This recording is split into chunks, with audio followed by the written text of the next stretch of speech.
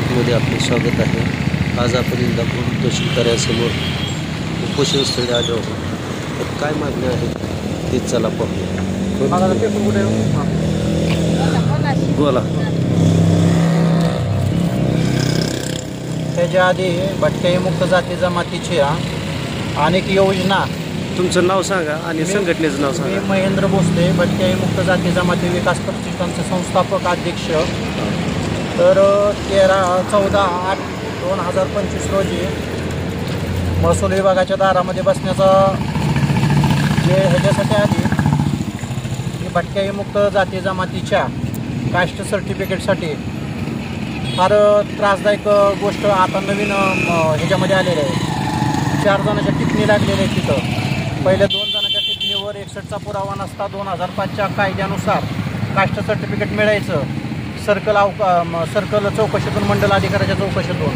पण आता 4 जणांची टिप्पणी लागल्या कारणाने शैक्षणिक कामासाठी मुलांना लवकर मिळत नाहीत, कास्ट सर्टिफिकेट लवकर मिळत नाहीत। यासाठी पहिल्या जी काही कामामध्ये टिप्पणी दोघाचीच होती ती एक लागावा। जात प्रमाणपत्रासाठी शिबिरे लागावे। दुसरी गोष्ट 1952चा गुन्हेगारी कायदा रद्द करण्यात केंद्र सरकारला प्रस्ताव पाठवावा। आधार कार्डासाठी पर्यायी कागदपत्राची मुभा देण्यात यावी। तात्पुरतं रेशन कार्ड न देता कायमचं रेशन कार्ड देण्यात यावे। सरकारी खाजगी जिमनीवर वास्तव करत असल्यास त्या ठिकाणी ती जागा त्यांच्या नावावर करून त्यांना घरकुल देण्यात यावे। स्थानिक अधिकारी व कर्मचाऱ्याच्या जबाबदारी निश्चित करून कामाची नियमित पाहणी केली जावी। आणि शिक्षण, अन्न, वस्त्र, निवारा या मूलभूत गरजा आजपर्यंत भटक्याई मुक्तापर्यंत मिळलेल्या नाहीत। ह्या मिळण्याबद्दल मी एक प्रशासनाला अनेक एकदा विनंती करतो। अनेक वेळा अर्ज पाठवून सुद्धा आमची दखल घेतली जात नाही आहे। प्रत्यक्ष भेटला होता का?